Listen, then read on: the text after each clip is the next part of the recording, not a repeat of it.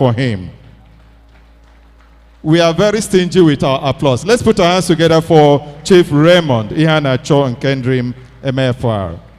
Well, for the records, distinguished ladies and gentlemen, Raymond Ihanacho Nkendrim is an experienced security intelligence administrator who served the Nigerian nation for 35 years in the State Security Service, SSS.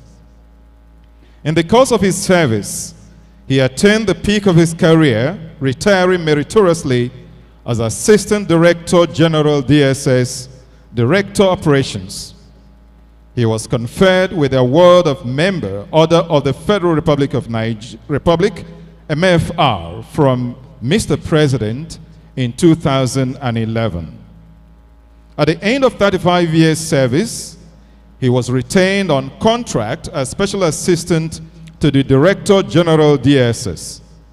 His vast experience in intelligence gathering and investigation equipped him with formidable capacity to surmount Nigeria's daunting security challenges, ranging from terrorism, economic, political, and cyber threats, among others. As Director Operations, in the heat of the Boko Haram terrorism crisis between 2010 and 2015, he successfully coordinated several operations that facilitated the containment of the sex activities across major Nigerian cities through massive modernization of the service technical intelligence capability. Distinguished ladies and gentlemen, recently he has been engaged in various security-related intellectual activities, participating in security conferences, and speaking engagements across the country and abroad. Some of his recent scholarly works include Rethinking Intelligence Management and Security in Nigeria, Security Sector Reform, Intelligence-Led Security Analysis of Bandits and Violent Extremists, Analytic Frameworks for Explaining and Predicting Decisions in Security Issues, Protecting the Coal Industry as a Critical Infrastructure, In-Depth Analysis of Government and Key Political and Security Actors in Nigeria, Rising Wave of Crime, Time to Act, National Security Challenges, The Way Forward, Intelligence Management, Thinking Outside the Box, Emerging Security Challenges, The Way Forward for Optimum Protection of Life and Property in Mbise, Rules of Engagement and CyPops in Intelligence Operations, and Planning for Retirement. Distinguished ladies and gentlemen, Mr. Raymond Ihanacho Nkendrim, MFR, is an Abian from Isukwato, precisely Umuobiala in Isukwato local government area of Abia State. He had his secondary and university educations. Of course, he had a BSc in sociology and of course an LLB from the University of Abuja. Mr. Raymond Nkendrim has attended National Institute for Policy and Strategic Studies, Kuru, Jos Plateau State, Nigeria, and obtained a certificate in Policy and Strategy and Leadership course. He has also attended the Institute for Security Studies, Abuja, and is a fellow of the Security Institute. He has also attended the Harvard Kennedy School, Boston, USA, where he obtained a certificate in National and International Security Studies. He has served as Nigerian Security Organization NSO 1979 to 1986, State Security Service SSS 1986 to 2014, and a visiting lecturer, Postgraduate School, Nigeria Defense Academy, Kaduna, 2018 till date. He has contributed to community activities in Abia State and especially in Umuobiala, his hometown.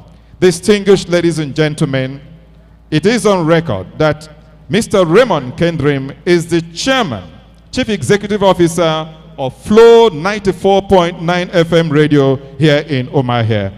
He was also the sole sponsor of the recent Abia State Schools Quiz competition held for all secondary schools in the state in this on the 10th of June 2021.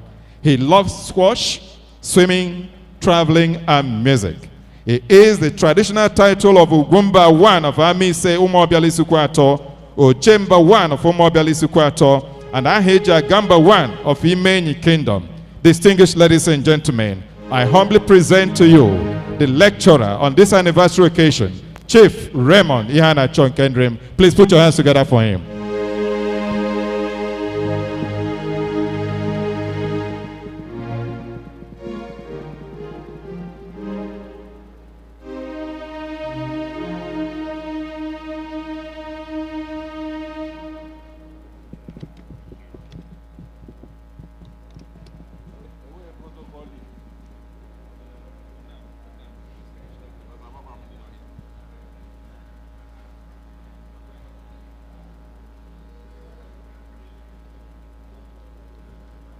Distinguished ladies and gentlemen,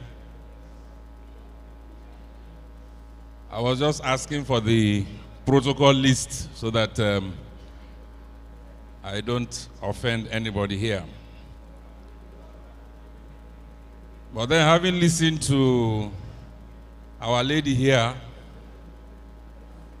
with all the due recognitions, please let me stand on the existing protocol.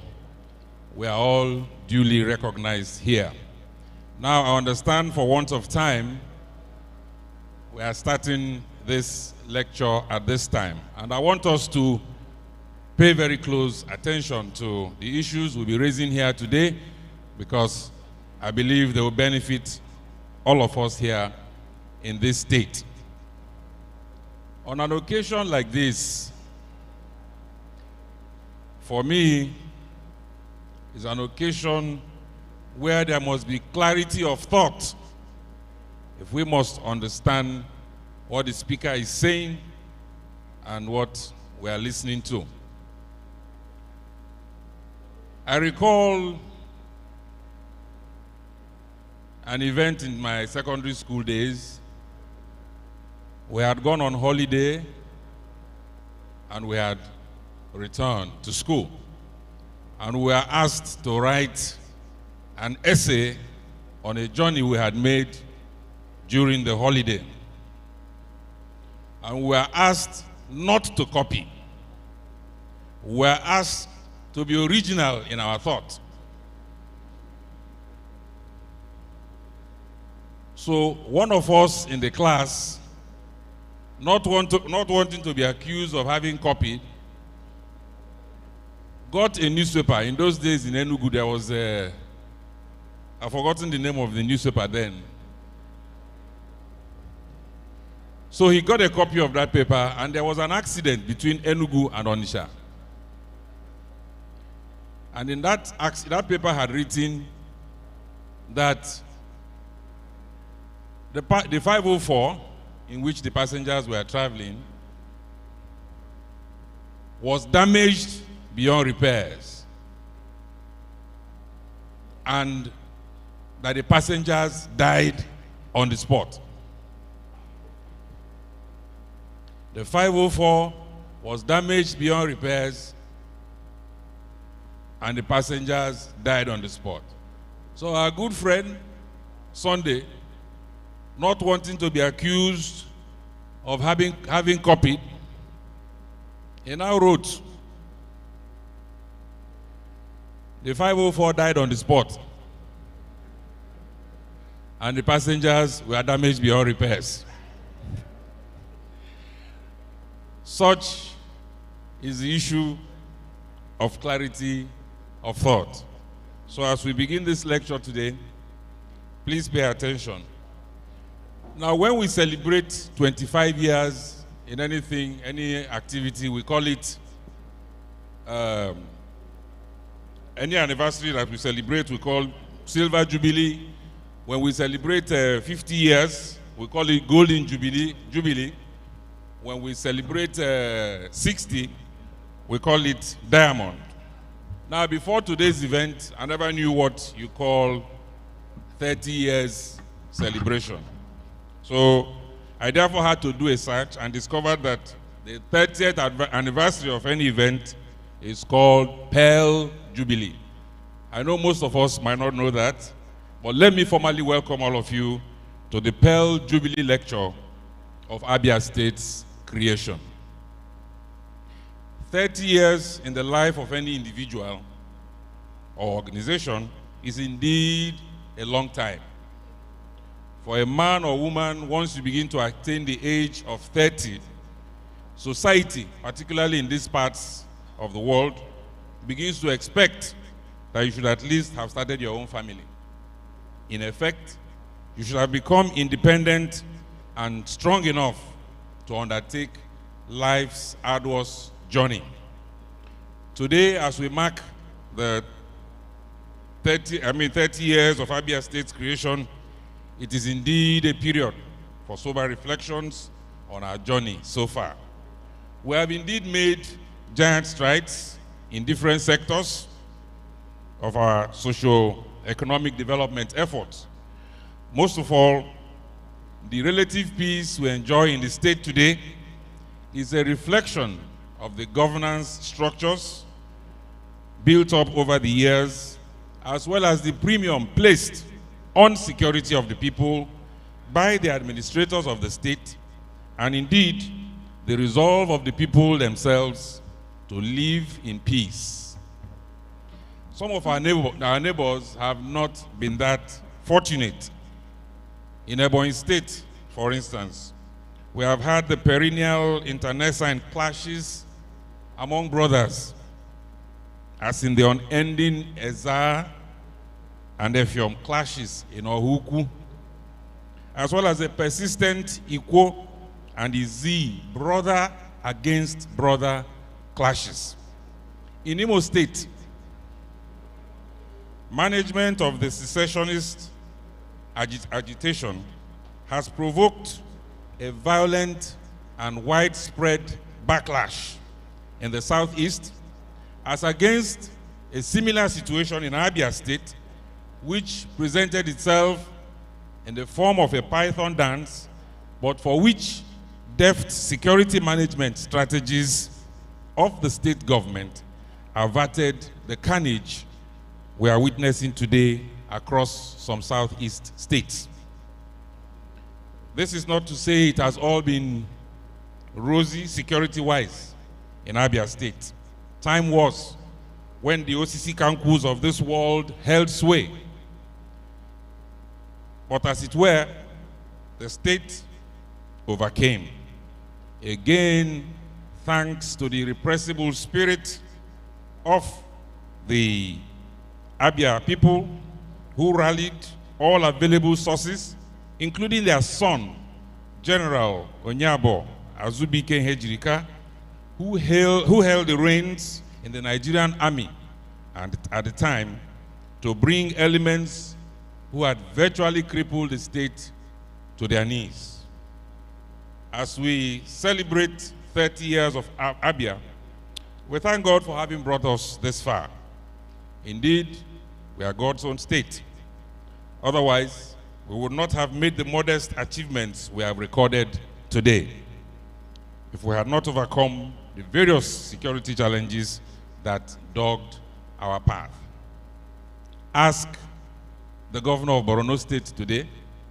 He will tell you that it will take 50 years to recover from the predicament Boko Haram has inflicted on that state. Only recently, the governor of Kaduna State had to withdraw his children from schools in that state on account of worsening insecurity. Of course, when a chief executive retreats, the common man is on his own. As soon as the president of Afghanistan abandoned ship recently, that was the end of the road for many in that beleaguered nation. On the African continent, the Somalians have birthed a failed state because of unending insecurity. Even the newly independent South Sudan finds itself in a situation where some analysts now posit that they were better off under a united Sudan than now that they seceded to form an independent country. That is debatable anyway.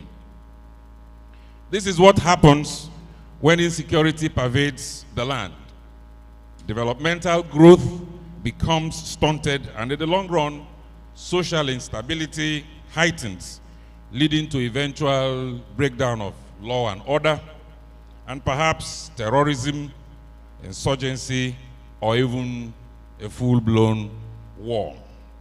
It is against this backdrop that our lecture today, titled Insecurity as a Threat to Development, becomes most appropriate for this 30th anniversary celebration, as it will afford us the opportunity to properly appraise the worsening threat profile of the Nigerian state and to take immediate steps to avert the precarious future that beckons the developmental growth of the state should we fail to act now. Now let us take a critical look at the state of insecurity across Nigeria, because Abia is an integral part of the federation called Nigeria and therefore affected by developments in other parts of the country. There is no gainsaying the fact that never before in the history of this country had all parts of the country faced daunting security challenges all at the same time. Even during the war, it was mainly the East that felt the pangs of the war. Despite intermittent and isolated attacks in some parts of the country, the Boko Haram crisis at its peak between 2011 and 2014 was essentially a problem of the Northeast, even now. However, the situation today is different. Every geographical zone is beset by a peculiar security challenge, and everything is happening at the same time across the country. The country indeed is under siege. In the Northeast, there is insurgency and terrorism perpetrated by Boko Haram and ISWAP, that is the Islamic State in the West African province. The North Central is plagued by herdsmen-farmers clashes. The Northwest is ravaged by kidnappings and banditry. The Southwest is contending with kidnappings, banditry, and secessionist agitation. The Southeast is faced with secessionist agitation, unknown gunmen, and kidnappings, while the South-South also has had its fair share, or has its fair share of kidnappings and lingering militancy. Now, from the foregoing, as the lawyers will say, res ipsa loquitur. The thing or fact speaks for itself. We must call a spade a spade. Nigeria, as it is today, is very insecure. Thanks to the social media, barely a day passes without reports and videos of road blockages by kidnappers, killings, bombings, community invasions, abduction of students in schools, and other blood-chilling crimes. In many parts of the country today, you cannot predict what fate will befall you once you step out of the house. When the Chibok girls were abducted in 2014, we thought we had seen the worst. However, bandits operating in the northwestern part of the country today have made child's play of the Chibok event. The Chibok girls kidnap case is one that I cannot forget easily, because it marked a turning point in my perception of the sincerity of foreign assistance in fighting insecurity. Whatever security challenges we face in the country today, we must fight and confront them ourselves. Nobody from outside will do it for us. Here was a case of harmless kids kidnapped for forced marriages to terrorists. The state of mind of the parents of those kids at that time, and indeed now, is better imagined. Of course, some of the parents died. Despite the global trauma provoked by this incident, so-called foreign governments that we went to for assistance chose to pay lip service with no concrete help. I say so as a key player at the time that event happened. We are collaborating with about 3 foreign countries that have set out to assist us to detect where these girls were taken to. But unfortunately, what they were giving to us were just things we could not use. So at some point, we had to invite a 4th country. And what that one saw what we had been given, they said, this is wickedness. They were giving us blood images of the Sambisa forest. And the 4th country said to us, look, those countries can see even a fly that passes through the Sambisa forest. So how come they are giving you these blood images? Well, that is what they gave to us, and at the end of the day, those girls just disappeared into thin air. But we thank God. God is on the throne, and He's seeing what everybody is doing. Now, as I look at the scenario playing out again today, I can only regret that we are yet to learn from our mistakes of the past. Our security focus is still directed at reactive measures rather than proactive ones. Intelligence gathering is key to any serious effort to contain our security challenges. Weapons alone cannot guarantee security. Yes, we have recently acquired 12 A-29 Super Tucano fighter aircraft at a whopping cost of $496 million or 255 billion naira from the US. They arrived last month, precisely on the 22nd of July, 2021.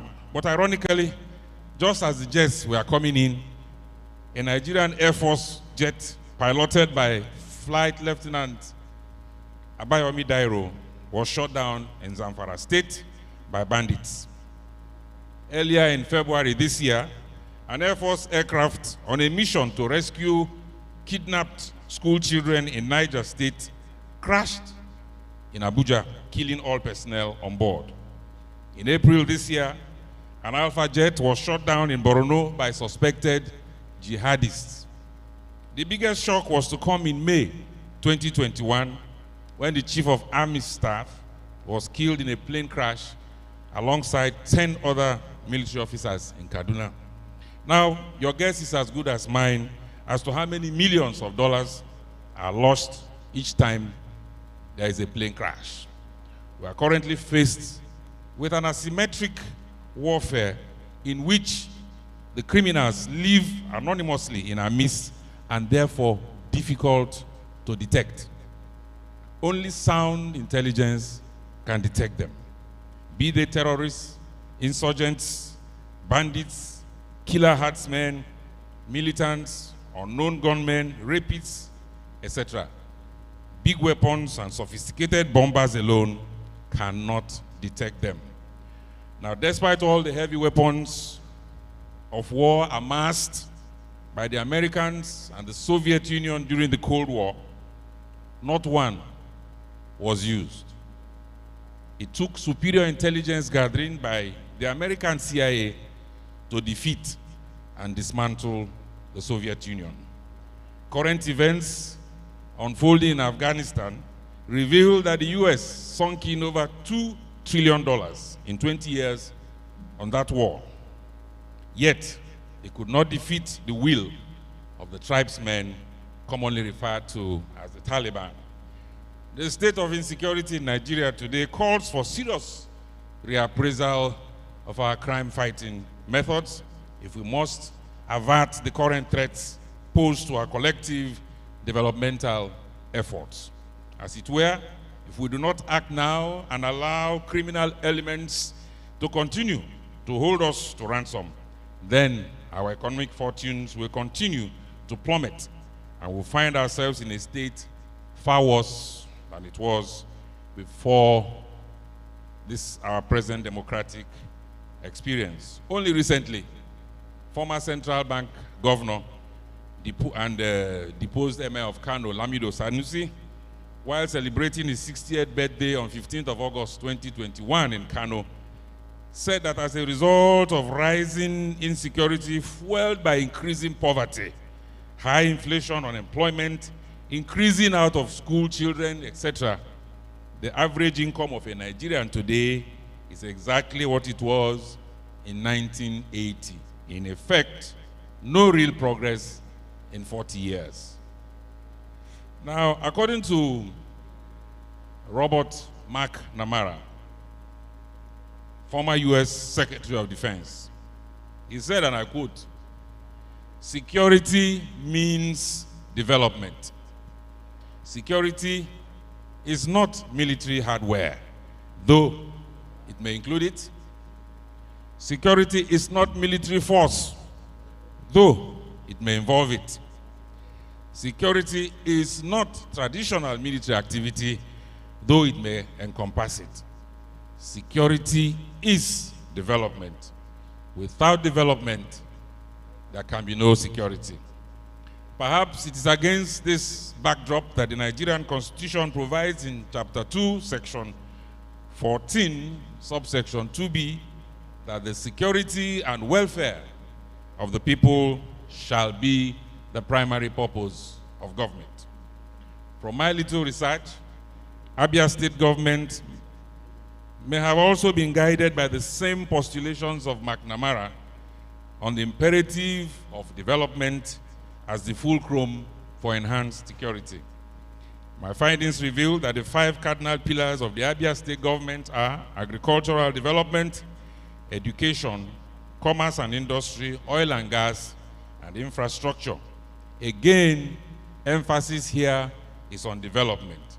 The import being that when there is development, the citizens are less restive and less likely to take to criminality. Conversely, where there is no development, insecurity heightens. Now, some effects of insecurity, you all know, include mistrust, fear, and anxiety. Loss of lives occur, loss of lives and property. There is deepening hunger, there is poverty, population displacement. People move from one part of the country to the other if their lives are threatened in a particular area. You have social and ethno-religious frictions or tensions across the country. There is flight of local and foreign investments.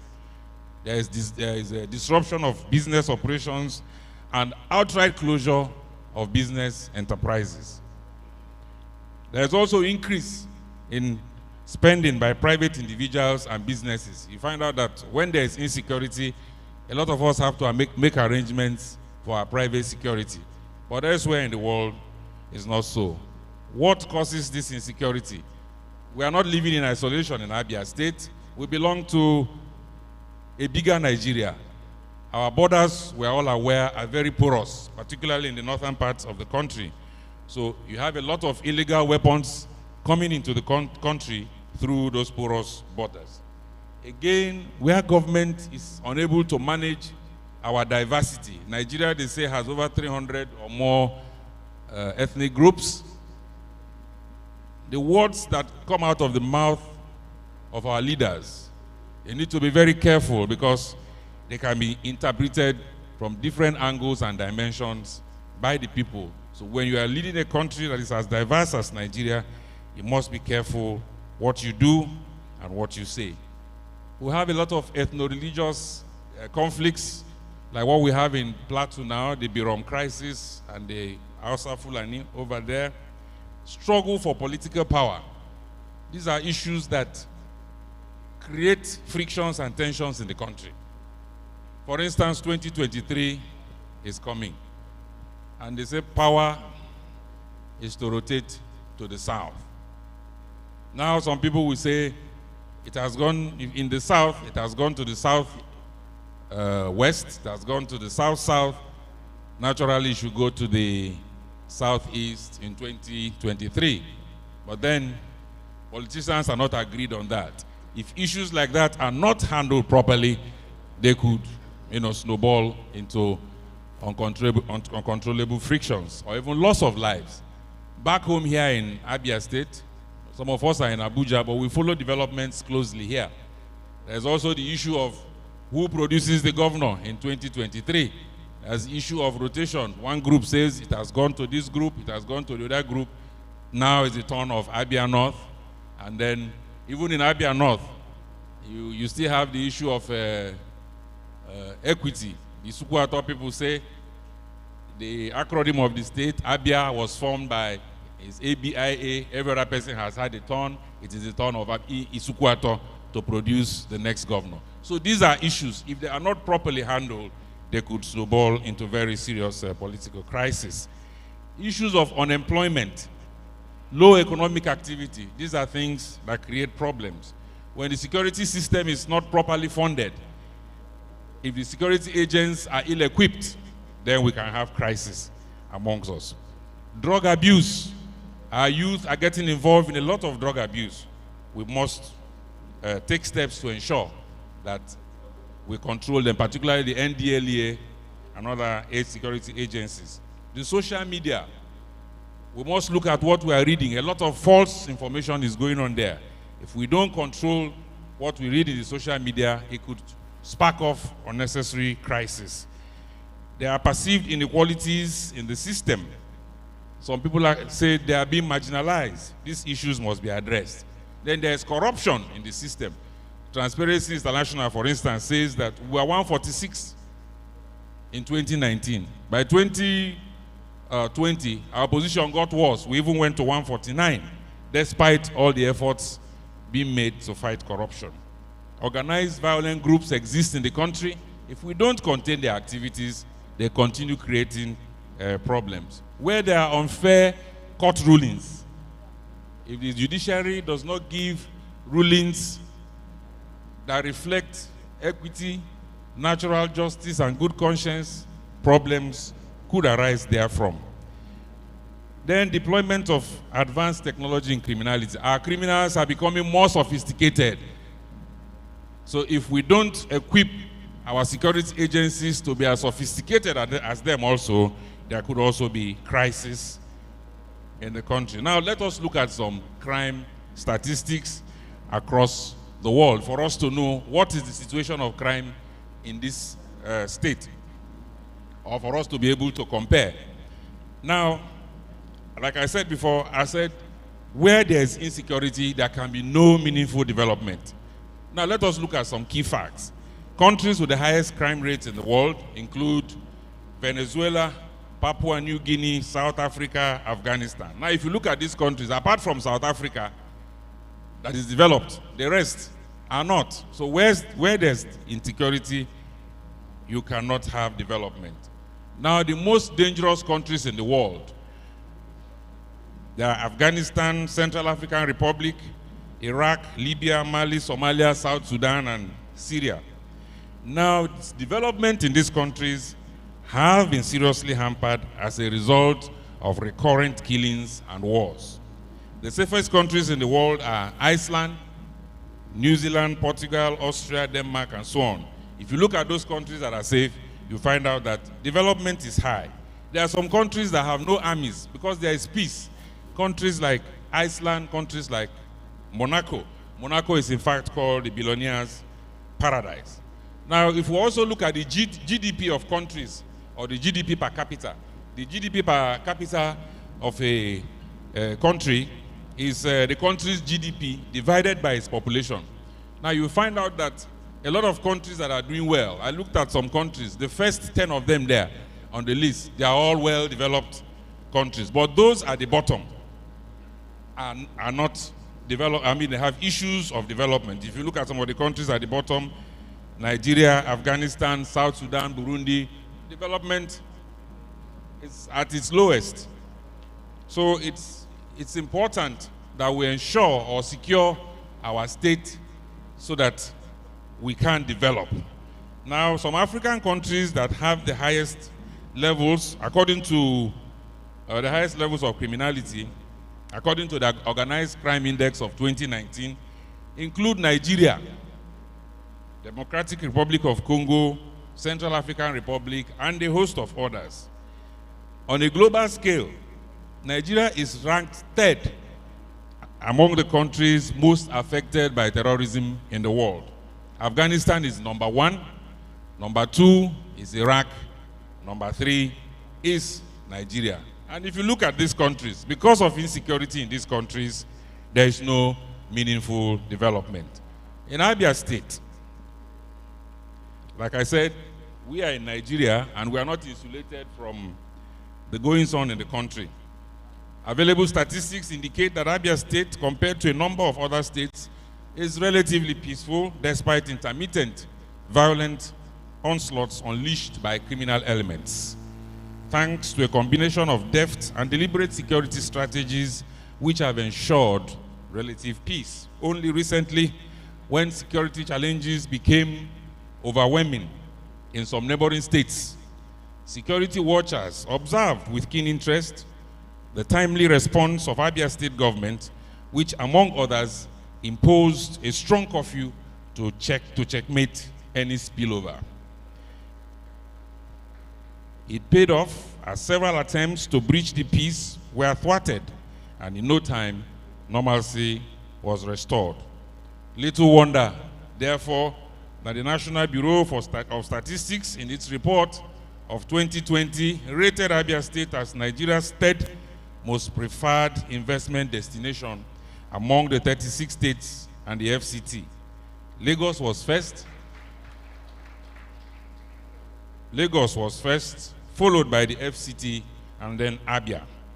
Available data indicated that implementation of economic policies favorable to development and a relatively stable security environment were key to the achievement of this feat. Nonetheless, a lot still needs to be done to translate these encouraging capital inflows into concrete, productive factors for the overall development of the state in a peaceful atmosphere. Sight is not lost of the fact that the state is still faced with a number of lingering security challenges, manifesting in the forms of kidnapping, cultism, armed robbery, herders-farmers clashes, border skirmishes, car snatching, chieftaincy tussles. We have pipeline vandalism to contend with in oil-bearing communities, secessionist agitation, and hijack of the agitation by criminals. Known and unknown gunmen still pervade the state,